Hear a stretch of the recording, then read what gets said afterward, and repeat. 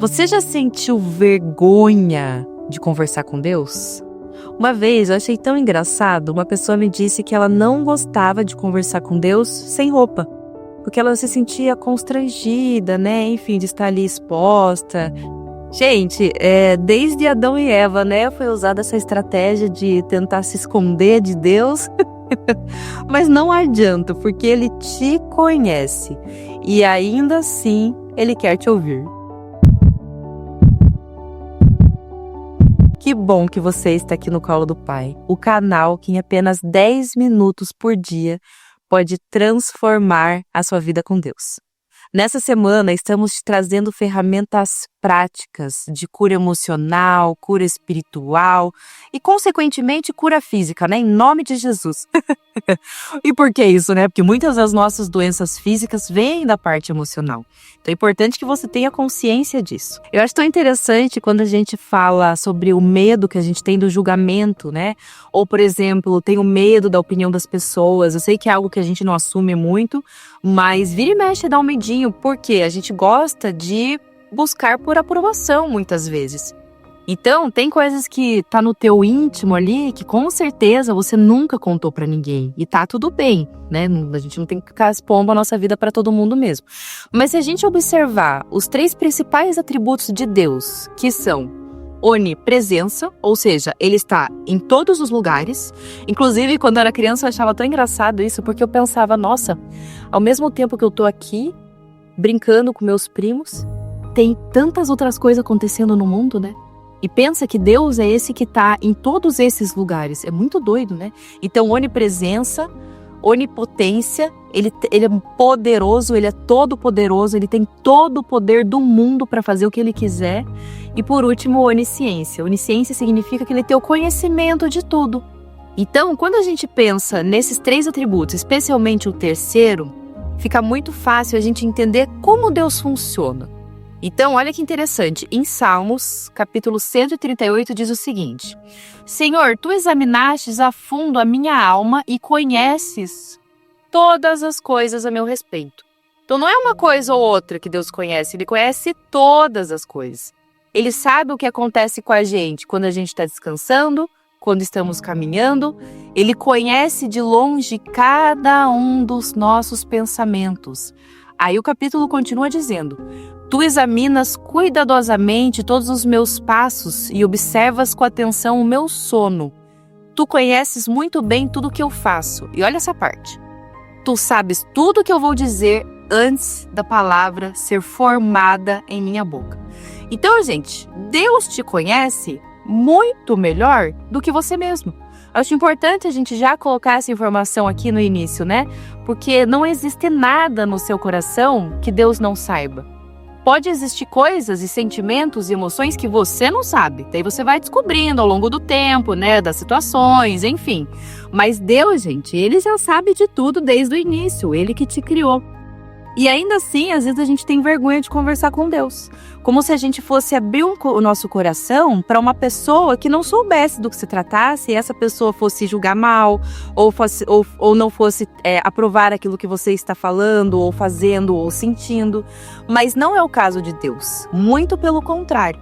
E olha que lindo, né? Mesmo entendendo o nosso coração, mesmo entendendo essa natureza, né? Que às vezes a gente tem que ver umas coisas tão ruim mesmo no coração, sentimentos, né, emoções tão ruins. Por exemplo, uma criança, ela tende, por exemplo, a pensar só em si. Então, se a gente pensar, uma criança é uma pessoa egoísta, né? E assim, é normal na infância, né? A criança fala, o meu brinquedo, a minha mãe, o meu pai, sei lá, meu tudo, né? Sempre é o meu, meu.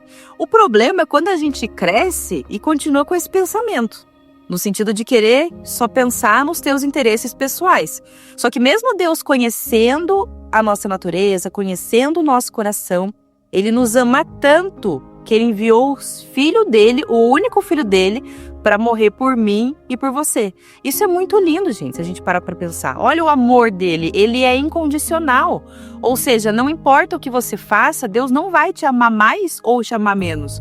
Porque o amor dele já é infinito. E não é que ele tem amor, Ele é o verdadeiro amor.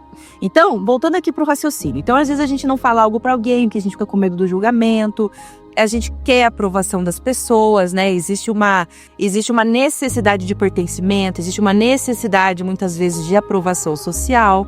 Então, por isso que nós, muitas vezes, temos medos de ser rejeitados, por exemplo. Mas com Deus, gente, não é assim que funciona, porque Ele já sabe de tudo. A questão é o seguinte: nenhum milagre que Deus fez na Bíblia, Ele fez sem que a pessoa falasse aquilo que ela precisasse. Então, é até engraçado, né, se você parar para pensar.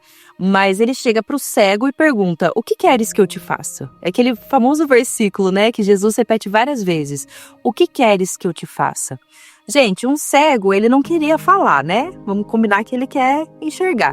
Então, o cego falava: eu gostaria de enxergar novamente. Enfim, cada um foi dando uma resposta. E aí, naquele momento, Deus curou. E por que isso, gente? Porque tem que fazer sentido pra gente. A gente tem que pedir pro Senhor aquilo que a gente quer que mude dentro de nós. Vou dar um exemplo. Eu busco ter, né, orações muito sinceras com Deus. Então, por exemplo, às vezes vem alguma situação que daí gera um incômodo no meu coração, eu já senti inveja, eu me comparei com as pessoas, já me senti menor que algumas pessoas, já me senti superior, enfim, várias emoções e sentimentos, né, que a gente tem ao longo da vida. Já fui egoísta, mas qual que é a questão? Você não negar esse sentimento. Primeiro de tudo, reconheça os seus sentimentos. Eu tô me sentindo de tal forma. Às vezes você não tem controle disso. O que você pode controlar é o que você vai fazer com isso. Então, assim, às vezes eu sinto uma ira muito grande. A própria Bíblia fala: irai-vos, mas não pequeis. Isso significa que, irado, você pode ficar brabo, às vezes vem uma ira ali, né, uma raiva tremenda, mas não peque, ou seja, administre essa raiva. E como que é uma das formas da gente administrar uma raiva, por exemplo? Falando para Jesus: Jesus, eu tô muito brabo com isso que aconteceu. Veio uma ira, um sentimento de revolta, uma raiva tão grande no meu coração que eu não sei o que fazer com isso, mas eu tô aqui falando pro Senhor que eu tô sentindo isso. Então ele entende que nós temos sentimentos e emoções, porque somos seres humanos. A questão é o quanto você tem coragem, não sei nem se é coragem a palavra, mas o quanto você se permite ser curado por Deus. Porque é isso, nós temos que nos permitir ser curados pelo Senhor. Só que Ele só vai nos curar daquilo que primeiro a gente tem consciência que precisa ser curado. Segundo, fale para Ele qual é a dor que você está sentindo. Muitas vezes eu já falei com Deus: Senhor, eu estou sentindo isso, isso e aquilo. Não quero sentir isso, estou incomodada com esse sentimento. Eu sei que não vem do Senhor, então me ajuda. É impressionante, gente. Acontece duas coisas.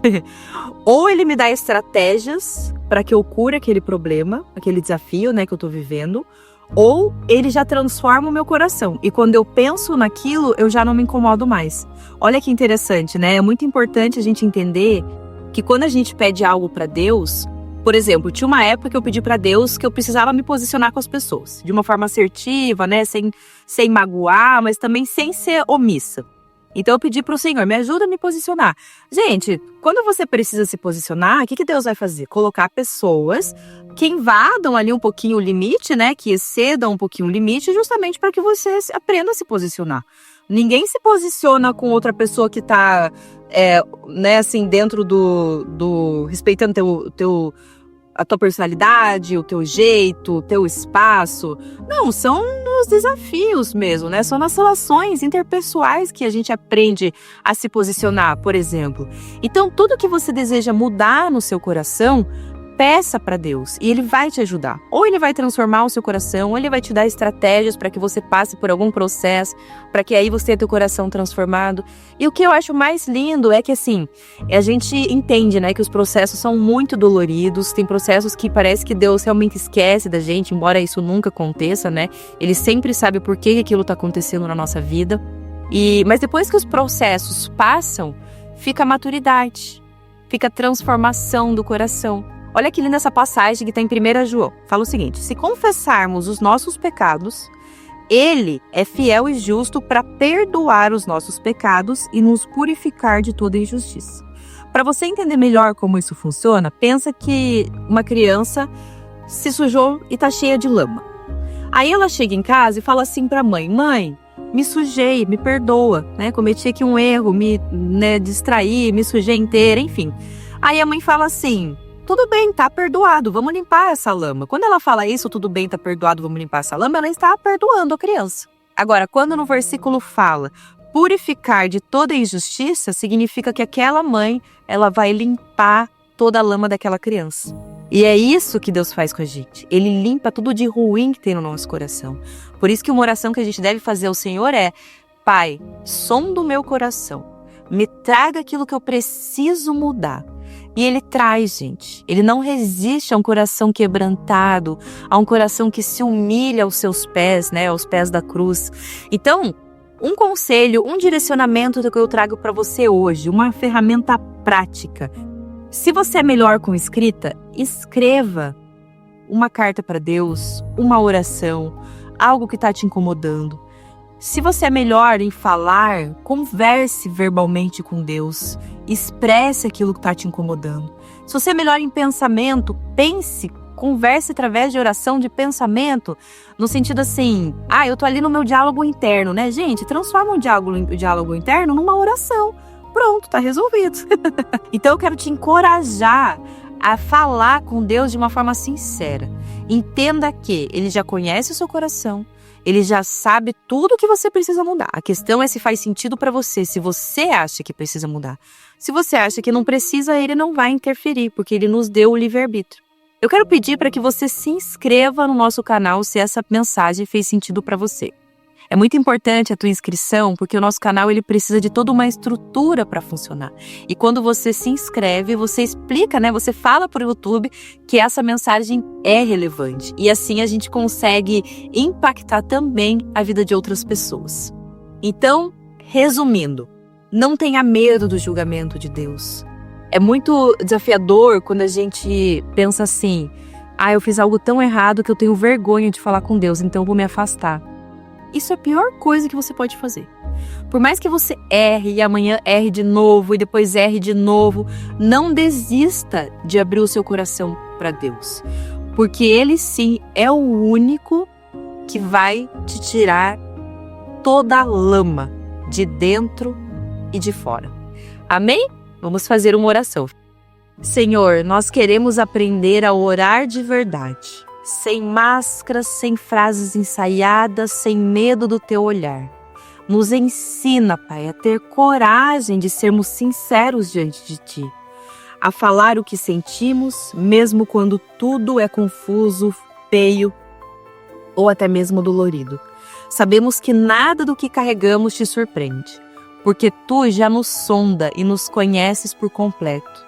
Então que o nosso coração não fuja, mas se renda ao Teu amor e ao Teu cuidado.